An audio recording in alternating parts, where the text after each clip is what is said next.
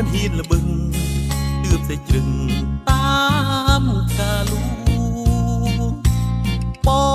ងប្រពស្ដាប់ទៀងឈឺបេះដូងរួងម្ដាយគាត់លបួងស្ងួនព្រមទៀងអាឡ័យអូនគិតថាគ្រួសារក្រក្រៃមានអ្នកដទៃស្ដីលួងល្អពីបងវាងចិត្តស្មោះដាក់ក្នុងបេះដូងរឿងស្នេហ៍កន់ឡងស្នេហ៍ជុកទ្រង់ដំបើជ្រឹងអ្នកថ្មីចរណៃគេនោះសំទ្រង់ជាអ្នកស្តុកស្ដំ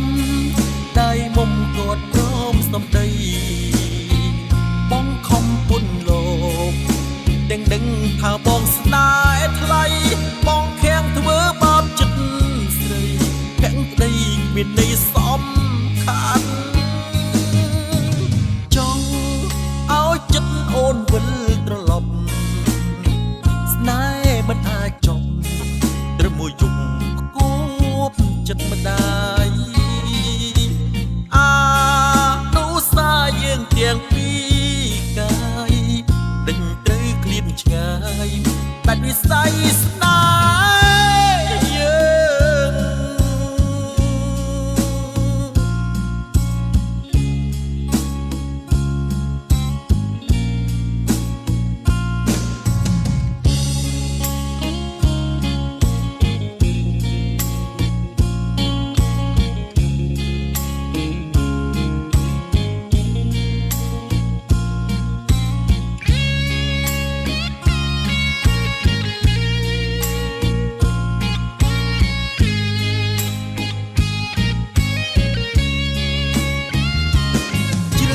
ថ្មី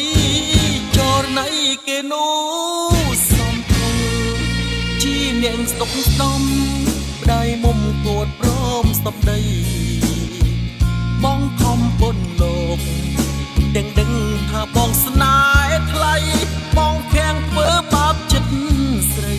ខាំងក្តីមានន័យសំខាន់ចង់ឲ្យចិត្តអូនវិលត្រឡប់ស្នេហ៍មិនអាចចប់ត្រឹមមួយយប់គប់ចិត្តម្ដាយនុសាយើងទាំង